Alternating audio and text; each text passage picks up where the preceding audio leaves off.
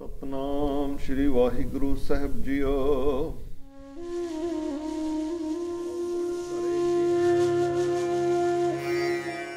3 साल पहले जब करतारपुर साहिब को बाकायदा तौर पर खोला गया था, तब जाने का इत्तेफाक नहीं हुआ, क्योंकि उस वक्त तकरीबन हर न्यूज चैनल, अखबार और यूट्यूब पर यह खबर आम हो चुकी थी कि इतने सालों से बंद इस गुरुद्वारे को आखिरकार खोला जा रहा है।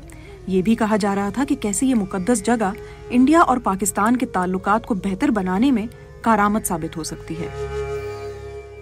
यही नहीं बल्कि सिख कम्युनिटी के लिए भी एक बड़ा मौका था कि वो सरहद पार गुरुद्वारा भी आ सकेंगे और कई बरसों से बिछड़े अपने रिश्तेदारों और दोस्तों से भी मिल सकेंगे।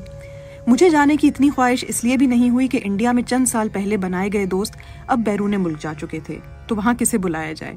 काम का अंबार बढ़ता चला जा रहा था और अब तो कोविड लॉकडाउन भी मुकम्मल तौर पर हट चुका है, तो हर जगह लोगों का हुजूम देखकर जाने का दिल नहीं किया।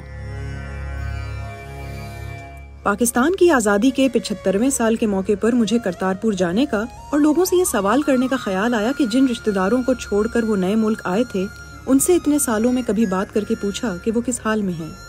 इस सवाल का जवाब मुझे करतारपुर में ही मिल गया। गुरुद्वारा श्री दरबार साहिब करतारपुर लाहौर के नजदीक शक्करगढ़ तहसील नारोवाल डिस्ट्रिक्ट में वाक़ई है। लाहौर से महज 2 घंटों से भी कम वक्त में यहाँ पहुंचा जा सकता है। यहाँ पहुंचते ही सबसे पहले गुरुद्वारे का बोर्ड देखा, जिसके बाहर सिक्योरिटी गार्ड ने रुकने को कहा। जितनी देर हम लोग यहाँ खड़े रहे, इतनी देर में यहाँ से तकरीबन 6 से 7 पिकअप ट्रक, गाड़ियाँ और मोटरसाइकिलें गईं, तो लगा शायद अंदर बहुत रश होगा। थोड़ी बहुत पूछगछ के बाद जब गार्ड ने जाने को कहा, तब पता चला कि ये तमाम तर गाड़ियाँ गुरुद्वारे में काम करने वालों को छोड़ने के लिए आई थीं। यहाँ आम दिनों में बहुत रश होता है, लेकिन उस दिन नहीं था। पार्किंग लॉट तक जब तक पहुंचे तो बमुश्किल 3 गाड़ियाँ खड़ी हुई थीं। नीले रंग की डोरी में लिपटा सिक्योरिटी पास लेकर जब मैं सहन में पहुंची, तब कुछ देर के लिए आंखें दंग रह गईं।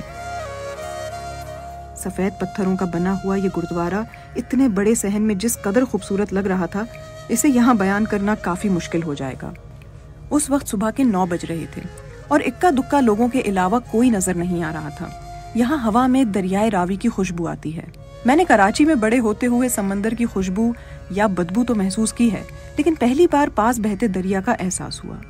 मुझे बताया गया कि इंडिया की जानिब से आने वाले यात्रियों की बस कुछ ही देर में डेरा बाबा नानक से निकलकर चंद कदम के फासले पर पाकिस्तान में बने दरबार साहिब करतारपुर की तरफ आएगी और इन तमाम यात्रियों को पीले रंग की डोरी वाला पास पहनने को दिया जाएगा, जिसके जरिए इंतजामिया इंडिया और पाकिस्तान से आने वाले यात्रियों के दरमियान फर्क कर सकेगी। यहाँ जो चंद लोग मौजूद थे वो भी इंडिया से आने वाली बस के मुंतजिर थे, क्योंकि ज्यादातर यात्रियों की तादाद वहीं से होती है और इंतजामिया के मुताबिक आम दिनों में भी दरबार में तकरीबन 400 यात्री सिर्फ इंडिया से आते हैं और बाकी पाकिस्तान से, जो दोपहर से शाम के दरमियान दरबार में ही रहते हैं। जब तक मजीद लोग आते तब तक सीढ़ियों पर बैठकर दरबार से आने वाली कीर्तन की दुआ पर गौर करने का सोचा। ये जगह इंडिया और पाकिस्तान के दरमियान एक ऐसे जजीरे जैसी लगती है जहाँ लोग कुछ देर के लिए अपने तमाम तर मसाइल और सरहदों का ख्याल छोड़कर सिर्फ एक दूसरे की सुनने आते हैं, कुछ देर बैठ जाते हैं और वक्त खत्म होने पर वापस अपनी अपनी सरहदों के अंदर चले जाते हैं। यहाँ 2 भाई ऐसे भी मिले जो 23 साल बाद मिल रहे थे, लेकिन एक दूसरे को वालेहाना अंदाज में गले लगाने के बाद वो काफी देर तक एक दूसरे के बराबर खामोश बैठे रहे और इस दौरान दूर से सिर्फ कीर्तन की आवाज गूंजती रही। करतारपुर को इंडियन पंजाब में करतारपुर रावी भी कहा जाता है, क्योंकि इंडिया के शहर जलंधर में एक कस्बे का नाम भी करतारपुर है, तो किसी किस्म की गलत फहमी को दूर करने के लिए ये नाम इस्तेमाल किया जाता है। इंडियन पंजाब में कहा जाता है कि तकसीम हिंद दरअसल तकसीम पंजाब और बंगाल थी और तारीखदान और माहिरीन का ख्याल है कि इसीलिए दोनों मुल्कों में बटे हुए पंजाब में अपने अपने हमसायों से मिलने की ख्वाहिश ज्यादा है। नवंबर 2019 में बाकायदा तौर पर खुलने से पहले ये जगह वीरान थी। यहाँ पर लाहौर के एक प्राइमरी स्कूल टीचर इकबाल कैसर पहली मर्तबा आए थे। इकबाल कैसर ने 1980 की दहाई में करतारपुर का दौरा करने के बाद मुख्तलिफ गुरुद्वारों पर एक किताब लिखने का काम शुरू कर दिया। मेरा जो खानदान है वो डिस्ट्रिक्ट फिरोजपुर से हिजरत करके कसूर में आकर आबाद हुआ और मेरी जो पैदाइश है वो 57 की है और वो भी मेरी कसूर में हुई। मेरा जो पूरा खानदान जो है वो सारे के सारे ज़राअत से जुड़े हुए थे और अनपढ़ लोग थे। मेरे वालिद साहब भी, मेरी वालिदा। जब हम उधर से इधर आए, मेरी एक फुफ्फो थी, उसका नाम था ज़ैनब। तो ज़ैनब जो थी वो काफिले के साथ थी, काफिले पे हमला हो गया और मेरे ताए के जो ये पिंडली जो थी ये कट गई और मेरी फुफो जो थी उसका पेट चाक हो गया। और यहाँ पे आकर कसूर जो महाजरीन का कैंप था उसमें उसका इंतकाल हुआ। मेरी दादी का एक रिश्ते में भाई था, उसका फर्स्ट कजन था मेरी दादी का, वो इंडिया में ही रह गया।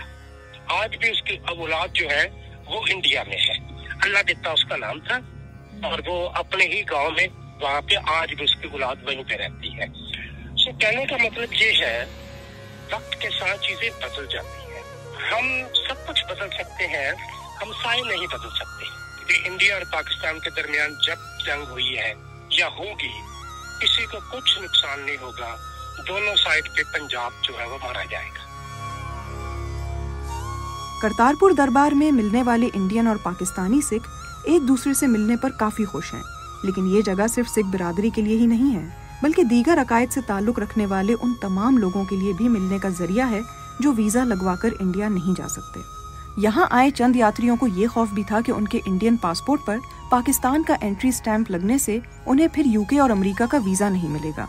लेकिन करतारपुर आने के लिए इलेक्ट्रॉनिक ट्रैवल पास मिलता है, जिसे इंडियन शहरी 6 महीने बाद फिर इस्तेमाल कर सकते हैं। पाकिस्तानी जब चाहें यहाँ आ सकते हैं। अब मेरी निगाह जब घड़ी पर पड़ी तो 4 बज चुके थे। इस दौरान मैंने एक आखिरी चक्कर उस खुले सहन का लगाया जहाँ अब भी पाकिस्तानी और इंडियन शहरी एक दूसरे से म्यूजिक और खास तौर से पंजाबी मौसीकार सिद्धू मूसेवाला की मौत का अफसोस कर रहे थे। दूसरी जानिब इंतजामिया का एक फर्द पास खड़े बच्चे को तंबीह कर रहा था कि यहाँ टिकटॉक बनाना सख्ती से मना है, जबकि आसपास इंडिया और पाकिस्तान से आए लोग जाने से पहले आखिरी लम्हात में सारी बातें करने की कोशिश कर रहे थे। यहाँ से जाते हुए इकबाल कैसर की बात जहन में रह गई कि हम सब कुछ बदल सकते हैं, लेकिन अपने हमसाए और अपना मुश्तरका माजी नहीं बदल सकते। हाँ, अगर कुछ देर के लिए एक इंटरनेशनल बॉर्डर पर आपको मिलने का मौका और पुरानी बातें या यादें दोहराने या भुलाने का मौका मिल रहा है तो इसमें क्या बुराई है।